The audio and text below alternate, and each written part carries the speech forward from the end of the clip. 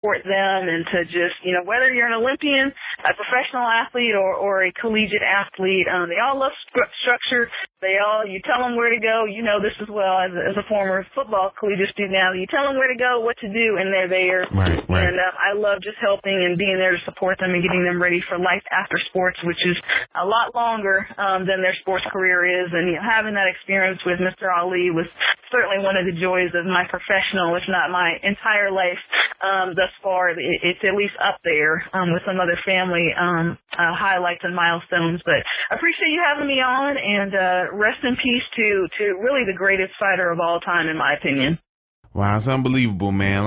And I told Erica, I'm jealous of her, man. I'm jealous that she got that opportunity to just be around him. Just being able to get to know Muhammad Ali and his family and everybody in his camp, and all the community service hours for those guys and girls in Gamecock country. Unbelievable. Those are the things that you don't hear about in collegiate athletics, but those are the things that should be highlighted more. Yeah, Pierre, I've always been the one who says that I don't get starstruck, and I don't with the professional athletes or movie stars, whatever, man. If I see, Denzel Washington in the street, I'll just be like, what's up, Denzel? I'm not going to be like, hey, man, can I get your autograph? All this and that. If I see Michael Jordan or whoever, I'm not starstruck because, I've always was the one to say, man, they're just regular people like us. They're just really good at one thing. But if I had the opportunity to meet Ali like Erica did, man, I probably would have been starstruck, man, because, that guy was larger than life, man. He being Ali, he transcended the sport of boxing.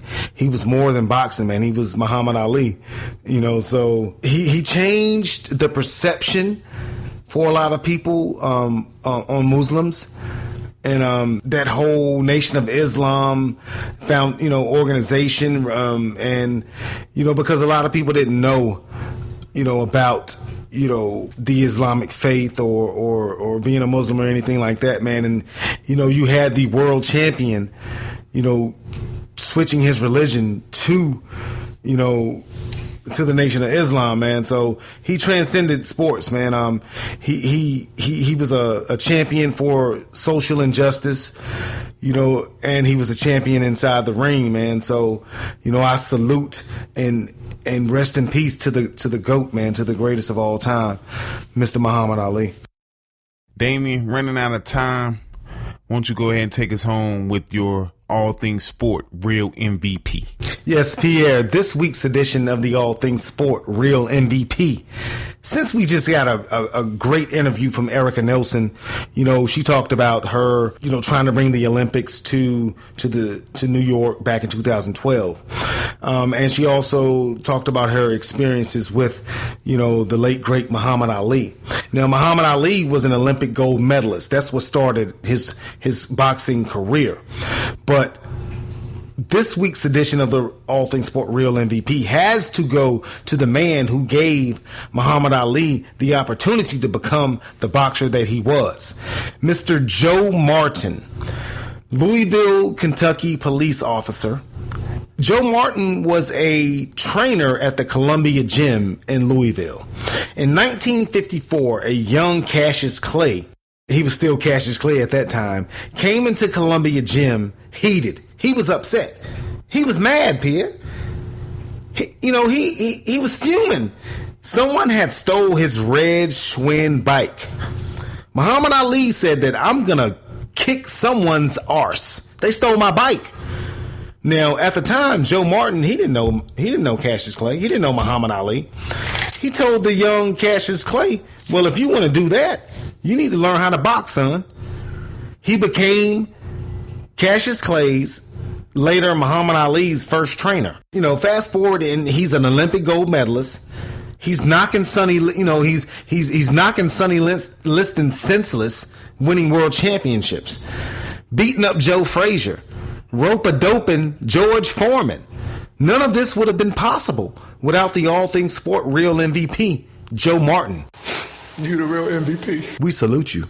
Daimeon, my All Things Sport Real MVP for this week are all of LeBron James fans.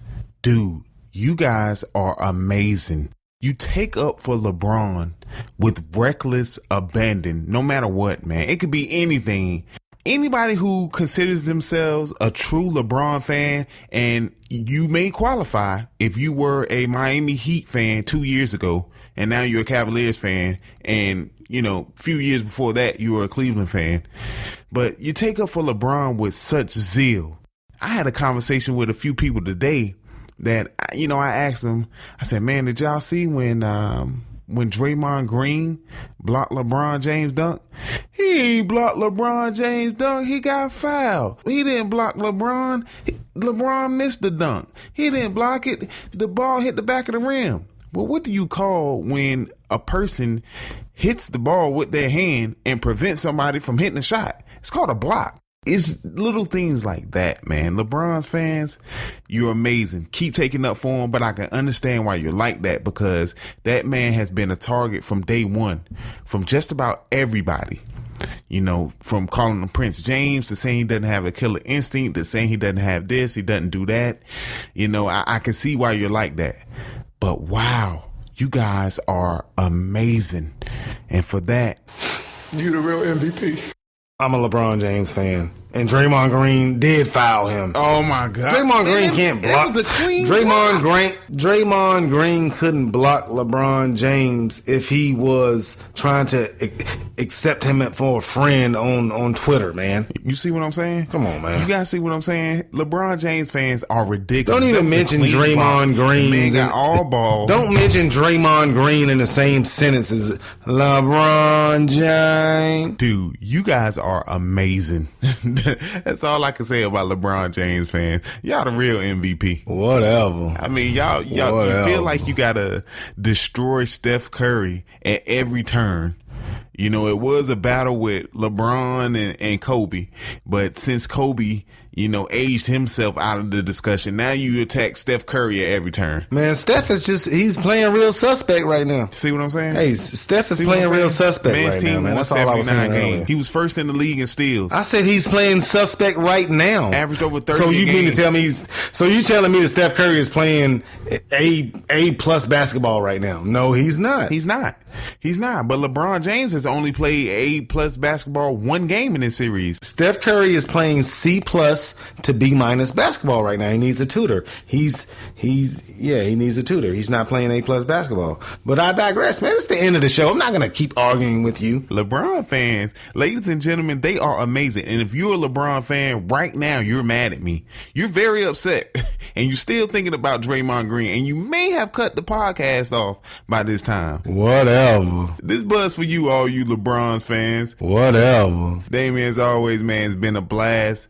Pleasure, my brother. It's been a whale of a show. A Moby Dick of a show. You get it? Whale of a show, Moby Dick? Read a book. Please make sure you go to banksboy.com. Continue to listen to the All Things Sport podcast. Check out the In My Humble YouTube channel with In My Humble and In My Humble The Split Decision. My blog, Daimeon's blog.